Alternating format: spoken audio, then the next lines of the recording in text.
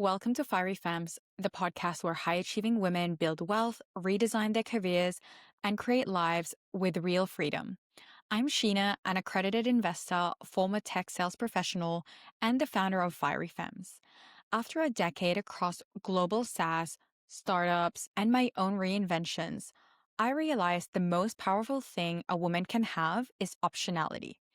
So, in every episode, we explore the future of work, the psychology of wealth, and the practical strategies that help women build careers and lives that evolve as fast as they do. Well, thank you so much for being here today. I'm so excited to have you on the pod, and it's a very different business, and your journey has been so different as well. Obviously, I know you, but the audience probably doesn't. So Mhm.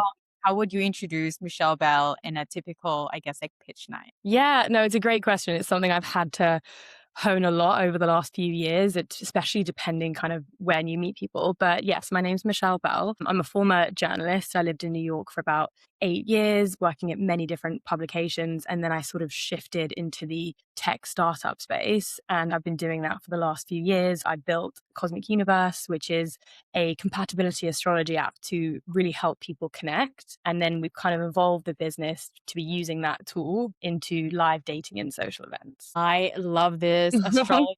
Bellies. This is the We know we were right all along, and I feel like this is just like a sweet, sweet validation on top. 100%. I think it's always been, I mean, look, it's thousands of years old. I'm not trying to pretend I'm the one who invented it, but I've been a massive astrology enthusiast my whole life. I think you can use it seriously. I think you can use it as a fun tool as well. And I think nowadays it's becoming so mainstream, as you said, like people are finally sort of catching on, and it's not this sort of like very weird woo woo thing that it can sometimes be portrayed as. So yeah, I kind of see it everywhere in pop culture. No matter what I'm looking at, I feel like every single day, astrology is somehow in the conversation. Absolutely. It's so good as well that now it's coming to life how a lot of top people in who are I think it was JP Morgan. I read it Mhm. somewhere that JP Morgan believes in astrology, something around like millionaires and billionaires. Yeah, it was millionaires don't believe in astrology, billionaires do. So I like that one. Definitely. And I know there are a few cultures as well who definitely look at astrology before you get married to find the right Mhm. time, the right date. So there's something in it. Definitely, and I think that's exactly it. Like I said, it's thousands of years old. There is so much research. I think everyone it's kind of like anything. It's how you want to interpret it. I don't think there's like a right or wrong in this place. Some people, as we, our philosophy within it is we combine Western Chinese because I think it's really beautiful to have those two intersect. It gives you different layers of people's personalities. Whereas some people are full just, I just care about my birth chart and my moon, rising sun, and that's absolutely fine. So I think we're just a very celebratory community that is like, however you want to identify yourself, however you want to show up, we're just on board with that. Absolutely. And before we get into all the sun, stars, and moon, Mhm. I'd love to know, Michelle, what is not on your LinkedIn profile? Something that's totally, maybe something that's not even in like the publication on the internet. What is not on my LinkedIn profile? It's a very good point because I feel like I'm quite vocal on LinkedIn these days.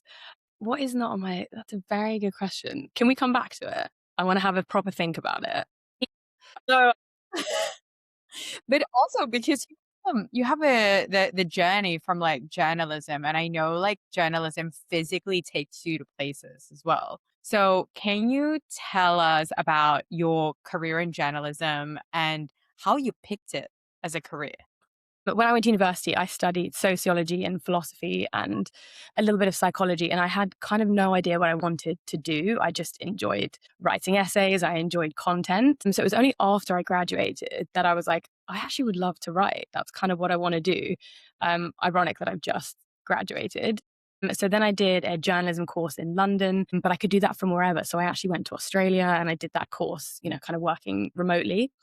And then I just decided to go to LA. I just thought there's just something in me. I have family there. There was just that kind of gut feeling of I feel like I should do that. And it was incredible. That's kind of where I started my journalism career. I worked at many different places, kind of more in the entertainment showbiz side of journalism. But then that kind of wore on me and I wanted to do something a bit more serious. So I thought, why don't I go to New York? And then I kind of broke into the breaking news and that side of journalism. And everything just kind of took off from there. I worked at the New York Post, the Daily Mail, People. I was one of the founding execs of the US Sun out in New York. So yeah, that was kind of my journey. That's huge. Oh my gosh. How long were you in LA and New York for? So LA was only about a year and a half, and it was incredible. Don't get me wrong; it's an amazing place. But I just was young in my early 20s, and I wanted something. I was hungrier for a bit more, a bit more work, a bit more ambition. So I just thought, where else in the world is going to kind of really test me? And that was definitely New York. So I was there for about 7 years. You must have enjoyed and loved New York. It's such an Oh my amazing God. place. It's incredible. Really, really fun. Like it's literally where I made such an incredible friendship group. It's where I say job hopped. It was always, climbing that ladder, just trying to find if I got offered an opportunity that was better pay, better experience. I was like, why would I not do this? Why would I want to kind of, limit myself? So yeah, I kind of just kept climbing that ladder as much as I possibly could. I had a lot of fun. That was my single days, pre-kids, pre-marriage. So obviously just really did the very classic, work hard, play hard, I would say. And those, was that pre-COVID? It was a little bit of both. So I moved back to the UK in 2022. So I experienced COVID in London as well as New York. So it was a very interesting time. I actually got married on the 10th of March, 2020.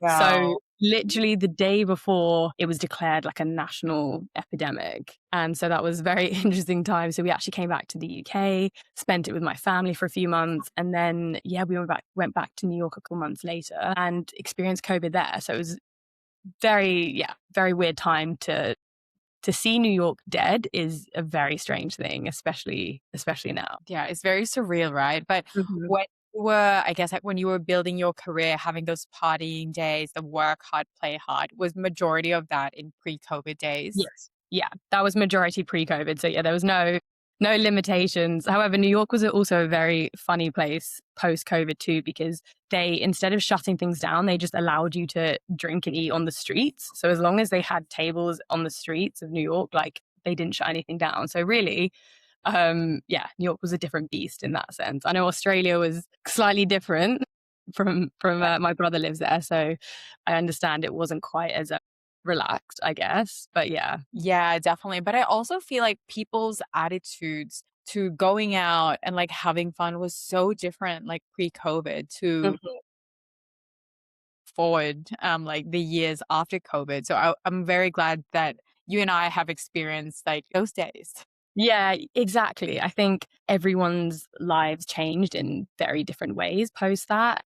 Thank God I think New York is back to its normal state and I did love it. But ultimately I kind of, went down the kids and husband route. So I thought let me go back to my roots in the UK and have some help from my family. Absolutely. Would you say when did you start with Cosmic Universe? So I was pregnant with my first son, Max, and I was on maternity leave from the US Sun. And I just sort of had this feeling of like, I don't know if I want to go back. I don't know if I want to go back into that journalism world. It's extremely demanding, not just kind of physically being in the newsroom and things like that, but just emotionally, mentally, you are constantly switched on to everything that's happening, especially as I was in the kind of audience data. I kind of transitioned from being a journalist into that realm.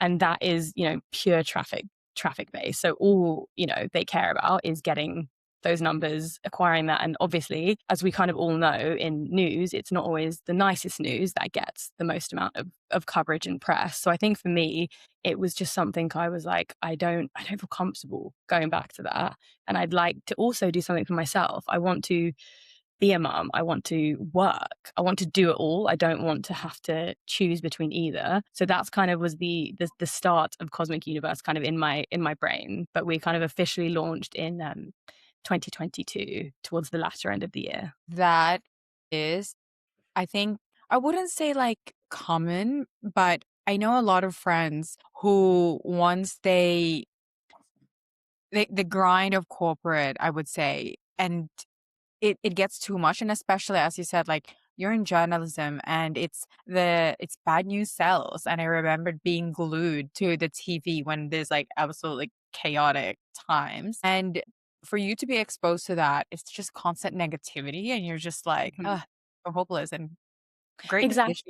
Exactly. It just grinds on you every single day. And I think for me, I was like, I have loved this. I love storytelling. I love content, and I do love data. I love like analyzing things and understanding things, people. And that's literally what my business kind of turned into. You know, Cosmic Universe is literally about people, personalities, connecting one another. So I would not be able to have built that without that background and without that experience. So I 100%, you know, don't want to squash journalism at all. I love it, but it was just a transition into something different, and also something that I had autonomy over. I got to decide what to do. I got to choose, which is so exciting, very daunting, but it is incredible to be able to build something from scratch and actually say, wow, I did that, you know? Yeah, yeah, absolutely. And what was, I guess, like, how did Cosmic Universe come about? I know that sometimes like ideas don't come, or like what it is now was probably so different to when it was born in your brain. Like, how did it start? No, exactly. So, like I said, it was very much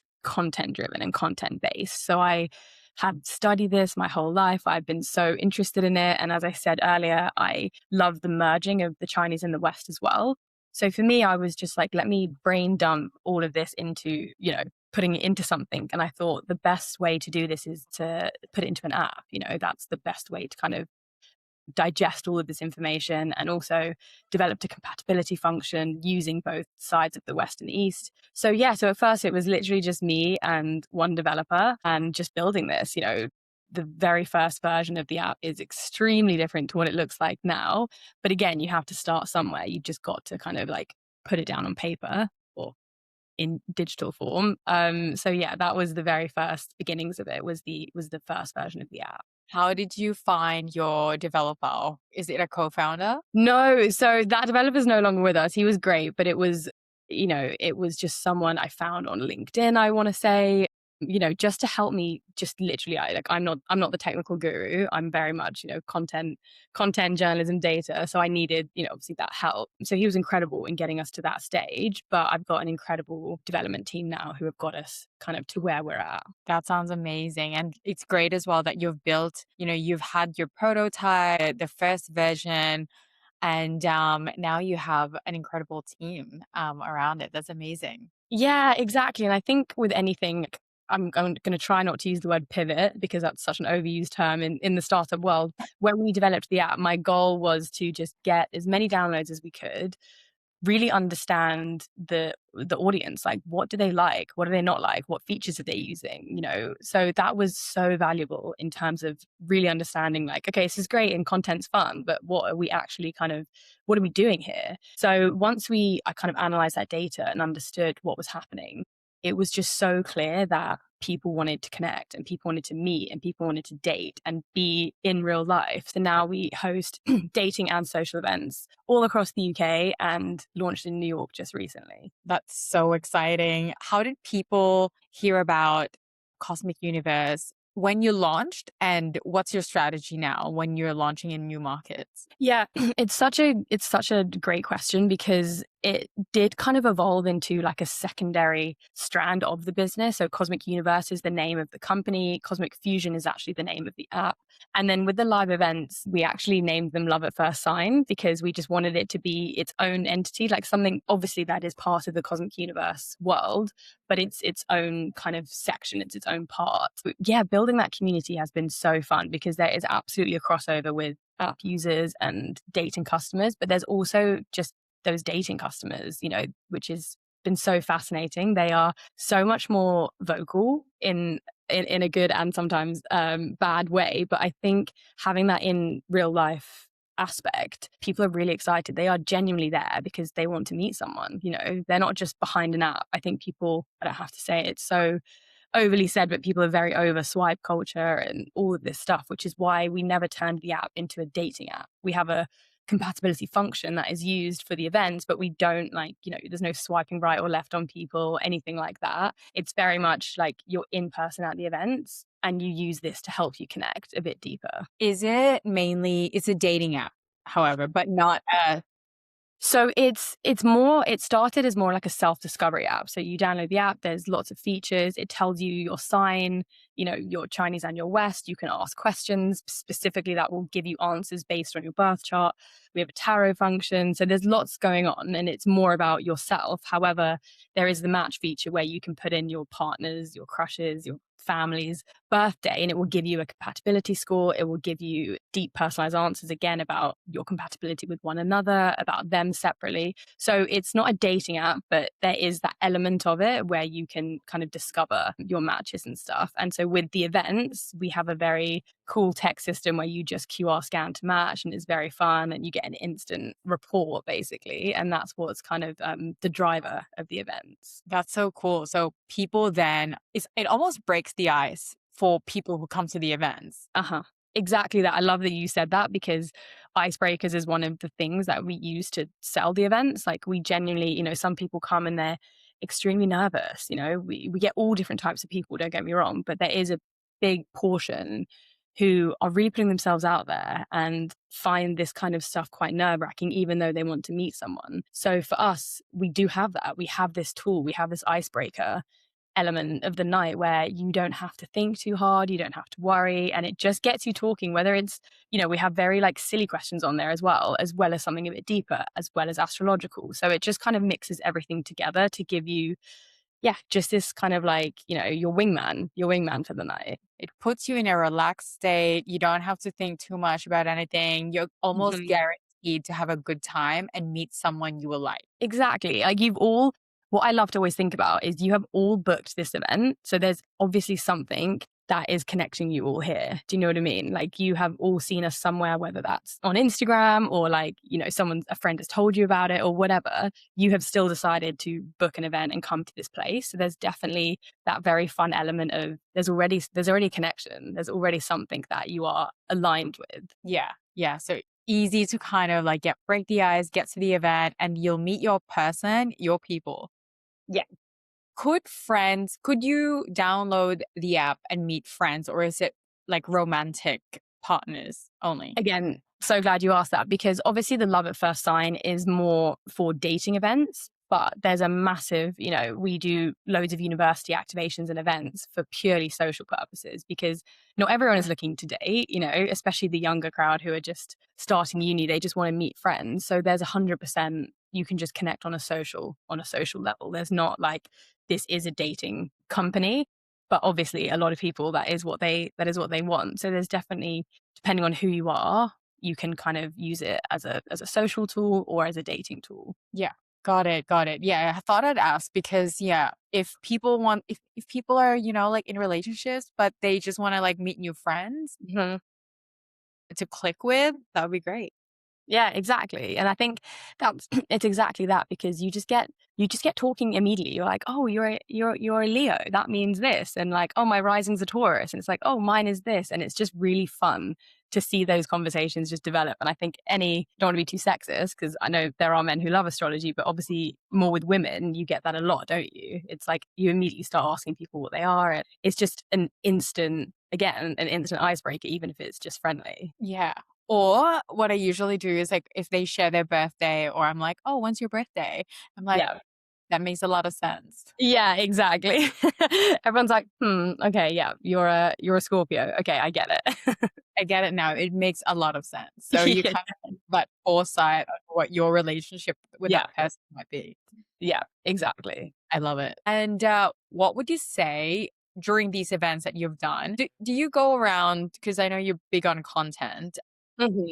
you go around asking people what sign they would like to meet or what sign they would like to date? Yeah, it's fun. And, so it depends on the event as well, because sometimes they're so willing to like be on camera and answer these questions. Sometimes, again, they're a bit shy, but it is really fun. We have like some really cool content where we literally just have people say like what their star sign is and who they're interested in. And some people don't know enough, which is what I love. They're still booking an event to come to us. They know that we are astrology based, but they don't know, they're a novice. So I think that's really fun as well because they're literally coming to something new and different to educate themselves and come from a different perspective. So it just really depends who it is because you get people who literally can recite their birth chart, recite your birth chart, and then other people who are like, what is Pluto retrograde, Lucozade, and they just have no idea. Pluto retrograde sounds like a bad time. I don't know. Yeah. That's not a good time. No retrograde is a great time. And during these events, is there a sign that people or your guests in the event are telling you, we don't want to date this sign? No, to be fair, no one has actually been that. I think people use that in a playful way. I think, Geminis and Scorpios get a bad rap. So I think, people joke about that sometimes. But to be fair to our daters, they're very open minded. And that is the one thing, like in our descriptions of the events, when we're selling the events and talking to people about coming, our biggest thing is just come with an open mind. Don't come with any, any prejudgments, any thoughts, just literally show up and see how the night unfolds. We have fantastic hosts that literally host the evening for you to make sure that you're comfortable, you're having fun, it's guided. We're not just like chucking people in a room and saying, get on with it. Amazing. So you have hosts as well. Is it kind of Hmm. like, are there games during the night? Are there like activities that you do? Yeah, exactly. So we have a host per every single event. So every event will be hosted by, someone who's obviously been trained, obviously loves the app, loves the business, loves the ethos. So again, like throughout the evening, you obviously come, you sign up, you register, you arrive. And then obviously we have the match function where you just do the QR scan to match. And then obviously you kind of like meet people through that way. We have optional cosmic speed dating. Some people, depending on the crowd, want that element of the night, but we are not a speed dating company, but we will offer that if that is something that the daters want. And then within the app, we have so many things. We have something called like spin the cosmic wheel, which has loads of categories. And again, it's used as an icebreaker for the evening where you can either do it in groups, you can do it one-on-one. So yeah, there's lots of fun games, and every city is very different and every host is very different. So we have a format, but depending on how the evening goes, who's hosting it, where it is in the world, it all looks slightly different, which is also amazing. It's not a very outdated setup. It's kind of depending on who the person is, again going back to personalities, judging on that. That's really good. Really good to hear as well, that and like visualize, because obviously it's not in Australia yet, but I can Yeah. definitely imagine it would do so well. I was at an event today and they said it was like a VC event Hmm. that said that Australia is second to downloading companion apps. Wow, that is So, so interesting. right? So I was just like, well, we know that there's the loneliness epidemic Mhm. for sure, Yeah. but basically people are paying actual money to download apps instead of talking to people or connecting with people. Oh my god, I think they just don't know how. I think that's it. I think that's why we're trying to use technology. Like technology is not going to go anywhere. It's only going to advance and get better, and people are going to use it more. So why can't we use that but bring it back to the humans, bring it back to the humans and connect in real life while still having this tool? I think it makes me sad to think that there are people out there that don't know how to communicate because they feel so reliant upon social media or whatever it is. And I'm glad you said loneliness epidemic, because that's something massive over here too, especially in universities, which is why one of the reasons we wanted to go there is because there is this massive loneliness epidemic. They aren't socializing as much, they aren't drinking as much, which isn't a negative thing, but it means that they just don't feel like they should go out. They're ordering Deliveroo to their rooms. They're not socializing in the canteen and things like that. So for us, when we've been talking to unis and collaborating, they've been so excited because they're like, oh my God, there's a reason to get them out and to connect and to be in real life together. So yeah. Yeah. It's crazy because there's such a resurgence, right, of in real life events, which is Mhm. amazing. There's a generation that didn't really get to learn the social etiquette, how to look at each other's eyes and not feel awkward. I Yeah. see a lot of people can't make eye contact. Oh my God, I know. And I know what you mean. I haven't been back to uni since I was at uni, which wasn't that long ago. But obviously going there and meeting these young students, it is funny. Some have incredible social, etiquette and can have conversations, can hold eye contact, and it's brilliant. Others, you can literally see them like looking down at their feet and not knowing what to do. And like, it's so, it's just really something that I think is so important that we can try and combat, because that's literally what we are. We're human beings. We're supposed to connect. Literally makes us live longer in order to Yeah. do that. Yeah. I've been thinking about I'm like, "Oh, would it be fun to, like, host a, how do you say? It's like a social not social awareness, but it's like, how do you have, like, is it small talk or socialization workshops? 'Cause I feel like the world has forgotten how to actually do X. How do you open a conversation if you're out in public at a networking event? What are the things that you talk about? Hmm. It's so true. And I think it's just everything's about experience, isn't it? Because the more you do something, the easier it is. And I think whether it's a networking event or a dating event or a social event, everyone can have a level of anxiety going into it, not knowing how to present themselves. And I think just, the biggest, I think, lesson is just do it. Just literally put yourself in uncomfortable situations. And that's how you're going to get better. That's how you're going to meet people. That's how you're going to date. And I think that's what I love about our community is they are really putting themselves out there because it is daunting. It is something that is scary or like, what if no one talks to me? What if I don't meet someone? And I think that's why we're so big on having a host and having these nights be guided so you don't feel alone and you can, whether you find someone that you fancy or match with, if you can leave still just having a good time and meeting some friends, like that's success in my book. I am so glad to have this conversation because obviously like making sure that people are having a good time is core. I feel like Mhm.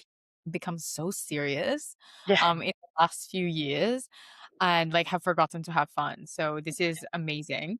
Can you tell me how often do you usually have these events in London? So we have up to 50 events all across the UK in about 25 different cities now. Month? Yes, a month. Yeah. That's a lot. It's a lot. It's a lot. Again, I've got a fantastic team that is very experienced in running these events. But it's amazing because, like I said, we have a format, we have a formula. We obviously have an incredible community that is growing all the time. And we just recently launched in New York. We kind of wanted to wait until kind of entering the US, but we had this incredible rooftop called Starchild reach out to us to collaborate. And they are just, they literally kind of complement us. They're called Starchild. They have their own tarot reader. So they were very aligned with the business. So we just thought, how can we not? It is literally quite the stars have aligned so that Yeah. you can launch in New York City quicker. Hmm. I feel like New York, I get a lot of the astrology on my Instagram algorithm. Hmm. Obviously, they know their people. And I Yeah. feel like New York, LA, there's a lot of people who do believe in that and very Hmm. much, yeah, I think it's a lot of your ICP and users will be there. Yeah, exactly. And I think, our app community is massive in the US. Like that's actually like the biggest portion of where our users are is the US. And so for me, New York and LA, obviously I have a personal attachment to it as well. But those two places 100% are where our people are at. That's they absolutely love this. So I can't wait to kind of enter the LA side of things as well, because I think it will resonate so well with the people over there.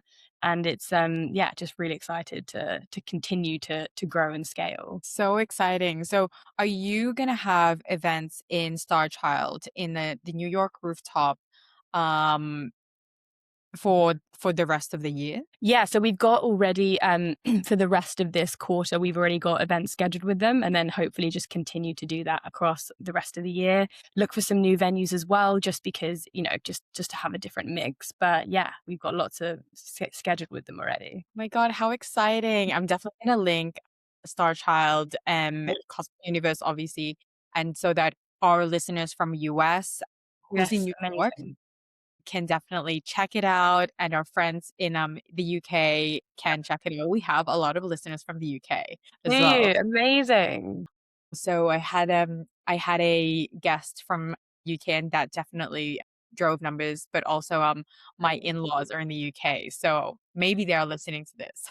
Yeah. Okay. Amazing. Amazing. But that sounds so fun. Where can people find you? Where are you most active on social media? So I'd say most probably Instagram, TikTok as well, but I'd say Instagram. So Cosmic Universe Official is the Instagram handle, but that's where we put all of our content, whether it's Cosmic Universe, the app, or our Love at First Sign events. It's all on there. Yeah, amazing. And I know we're gearing towards the end of the show, but You've moved from journalism to starting up an app, being in tech.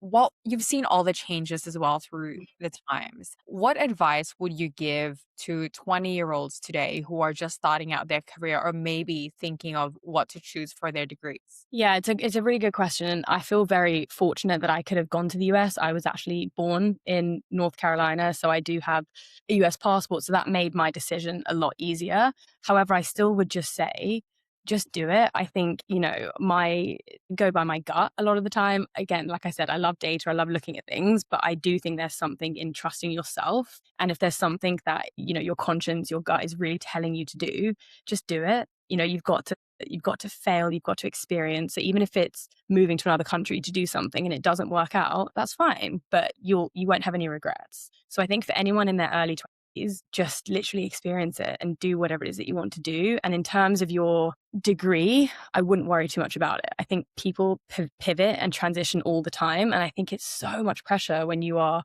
at school and at university to decide your life and to be like, this is what I want to do, this is what I want to be, when there is so much to choose out there. And especially as the way the world is evolving in terms of the jobs, sometimes the subjects aren't even related to that. Do you know what I mean? So I think learn as much as you can, especially with the times, and yeah, just do it, literally. Amazing. And yeah, I totally agree with the pressure that people get put in to choose a degree to do for the rest, to commit and do for the rest of your life. And also to get into debt, student loan, Mhm. that it's a big amount of money to for a 17 or 20-year-old person, young Absolutely. person to Mhm. commit. I actually think it's predatory. It's insane. I mean, I think the UK is very different to the US. I know the US, the kind of amount of money that tuition is and the debt that they get into, that they have to then worry about in their early 20s is absolutely mind blowing. So yeah, yeah, I completely agree. I think you actually can get more experience just being out in the world and working and doing things. And there's so many courses now too that you can do online. You don't have to do the traditional kind of step by step these days. 100%. And I think that's why like universities are freaking out because I think the younger generation have caught on that one, they can learn things from YouTube um Hmm. well and apply it pretty well as well. Yeah. Um so now the universities are like, I don't know, we don't know what to do. How do we How do re-give we value? tease them? Yeah, yeah, Yeah. yeah. Oh my goodness. And what is one thing that you would stop telling young women in tech? That I would stop telling them. I think so. It's a really, really good question. I think also being in the tech space, it is very male dominated, and I think my biggest piece of advice is firstly, don't compare yourself to anyone, especially men. But also, people are just. I think we can get so worked up by putting people on pedestals, especially in the business world, especially in the tech space, and they're all just humans. They all started somewhere. So back yourself, don't be scared or intimidated by these people, whether it's tech, whether it's finance or whatever industry you're in. Just kind of, got to go in be quite fearless and just not care what people think. And yeah, back yourself. I love that. That is so inspiring. And I can't wait to put this out in the universe. And I'm sure people will love it. Everyone, I'm an astrology girly myself. My friends are. We always support each other and ask each other whether like what retrograde is happening because everything Yeah. seems. I'm so excited for this, but more importantly, to share to other people that Cosmic Universe exists, and it's such a fun way of meeting new people. Yeah, exactly. Well, look, thank you so much. It's been so much fun to talk about it, and I love that you are an astrology girly. It just makes it that much better. But yeah, I genuinely built this app for people to help themselves on a daily basis. You can come there for whatever reason you kind of want to, self discovery, just to help you day to day. As you say, we have all the information, whether it's a retrograde or a full moon or anything like that. So yeah, And before I forget, the LinkedIn question. yeah. What is something actually, I picked up a few things so I can answer Okay. it for you. Are you on answer forward? That would be so much better. So you actually said something. I'm like, what do you mean? So you said that you were born in New Carolina, Yeah. South Carolina, And you have a North US. Carolina. Yeah. Okay. I guess a fun fact. This is very easy now that we've spoken and you know more about me. So yeah, I was born in North Carolina, hopped around a lot. My mum is a single mum with 4 children. So we went from Australia to North Carolina to Puerto Rico to Canada to London. So I grew up in London from 5 years old. I feel like this is a whole other podcast, maybe for another day. I can see your face. You're like so many questions. So many. Because we also moved a bit as well. But like that 4 kids, single Yeah, mom, that's a lot of moving. it's madness. But the fun fact is that when I was in New York, I really wanted a dog. And so for my husband's birthday, I got him a dog, and he is from North Carolina. So it's a very cute full circle moment. So we drove from New York to North Carolina to get him. And now he's back in the UK with us. Oh my God, so cute. You have to show me a photo. I will. And he's an Aussie Shepherd. So that just makes it even cuter. It's like full circle on Full the circle. Yeah. So there we go. I was able to answer it in the end. So that's good. Yeah, there you go. So that's you've actually answered the question along Amazing. you. So all good. Oh, amazing. Well, yeah, thank you so much. This was so much fun. Thank you for listening to another episode of Fiery Femmes. If this resonated, share it with a woman in your life because we rise higher when we rise together. Don't forget to follow and review. It helps more women access the tools and conversations that build wealth and confidence. For more career and financial empowerment, come hang out on Instagram and YouTube at Fiery Femmes. I'll see you in the next episode.